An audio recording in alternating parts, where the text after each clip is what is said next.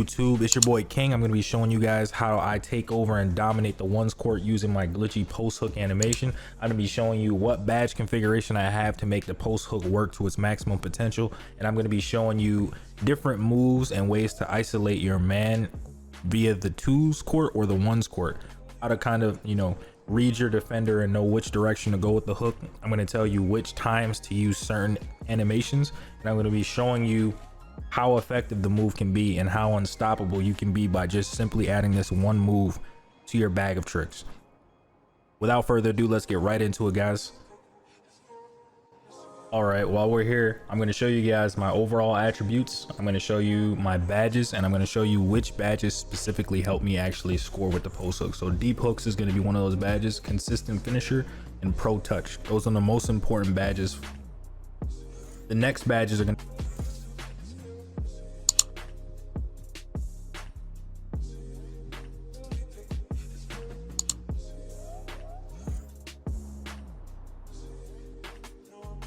All right, so what you're gonna do is you're gonna get into the L2 post up position. You're gonna post up.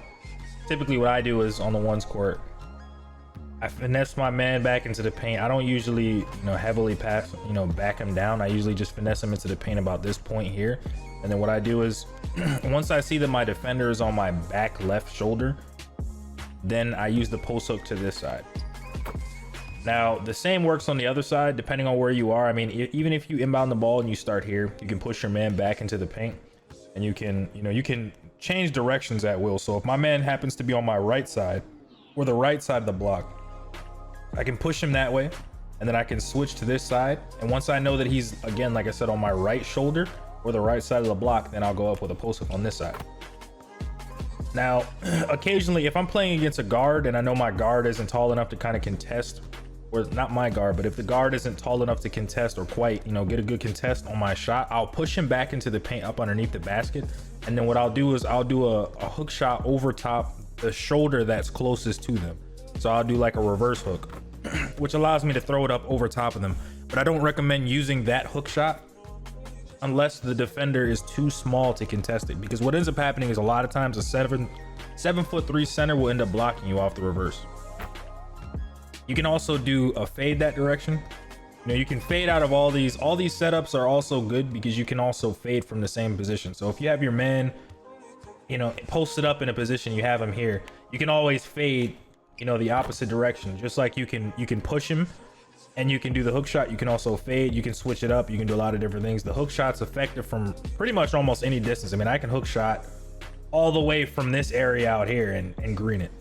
I can green it from much further than that, even, to be honest. I mean, it's not worth doing it, obviously. If you're this far out, yeah, I can effectively hook shot, but it's not ideal for me to do that, because more often than not, if I don't green that, that's not gonna, I mean, it might drop, but if I don't green it, then it may not drop. So is it worth it to take a hook shot from that far? No. Can you do it continuously? Yes, but it's not the most ideal situation to be taking hook shots from that far back. So pretty much, guys, what you're gonna want to do, again, is like I said, you want to post your man up. You want to back him into a position you feel comfortable distance wise from the basket.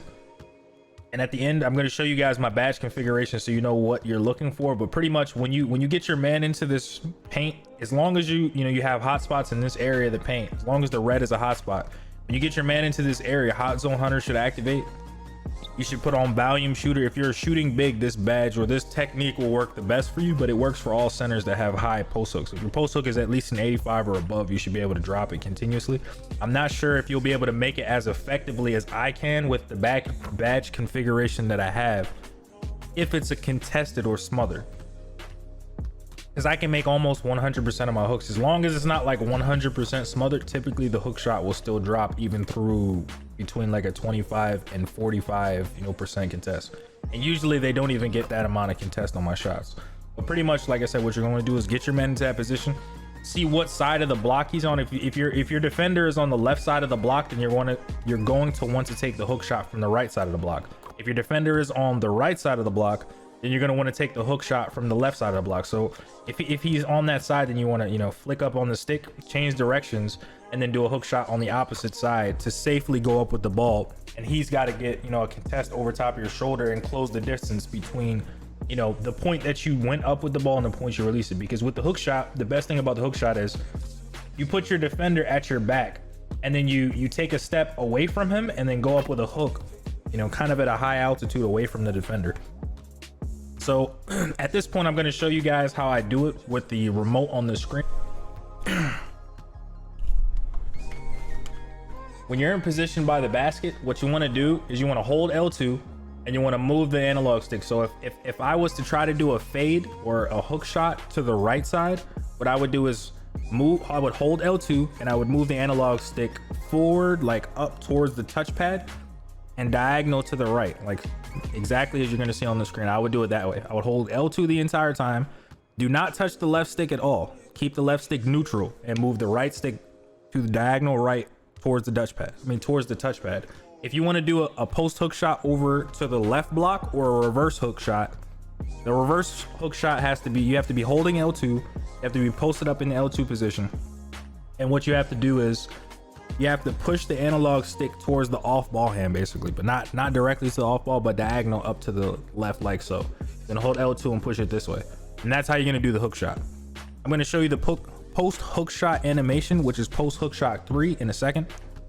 And then I'm going to show you my badge configuration so that you can understand exactly how I'm able to make it so effectively at such a high rate. And every time I take a hook shot, my percentage for the next hook shot going in actually increases due to the fact that I have volume shooter on Hall of Fame as well. The badges that activate for me, which I'll show you in a video gameplay on the 1v1 court, are, now one thing I wanted to comment while we were here is that Back Down Punisher Hall of Fame is a badge that's being used to push him back easily. And deep hooks only activates on hook shots that are slightly outside of the paint or closer to the free throw line. Anything outside of the actual red box that you would consider the paint, to the left or to the right of the block or up where you would actually shoot a free throw, is going to activate the deep hooks badge.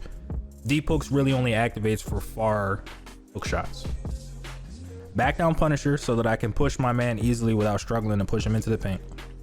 Deep hooks, Hall of Fame.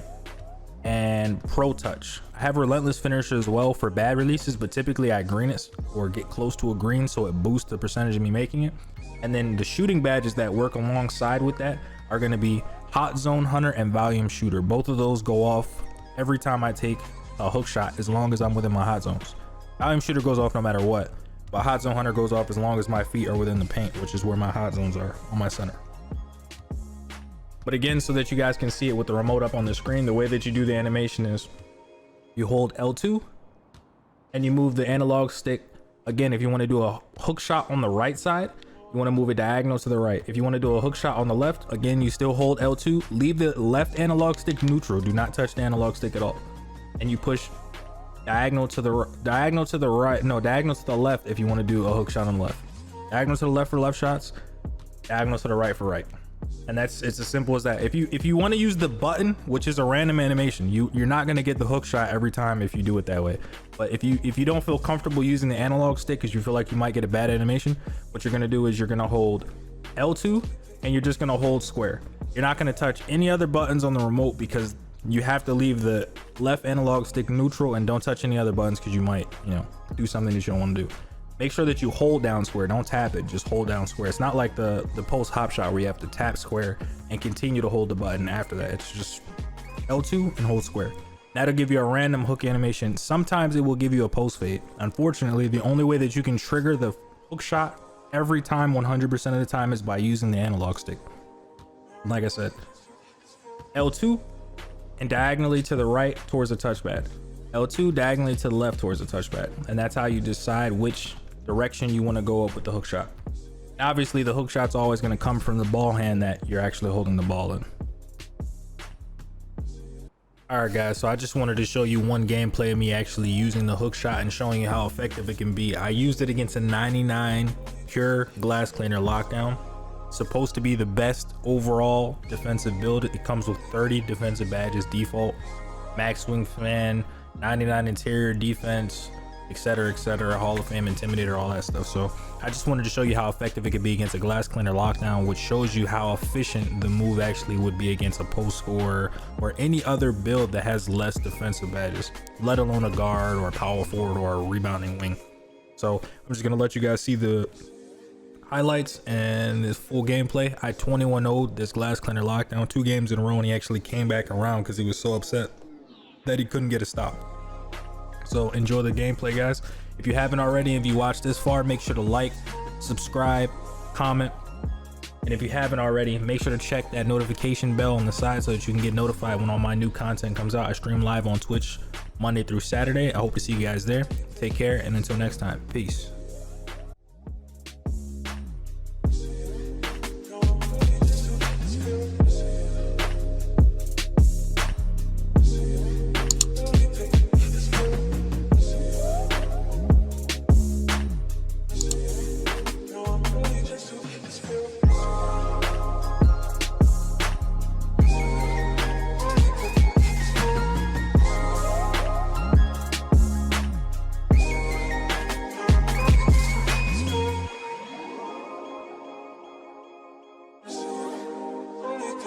Let's go.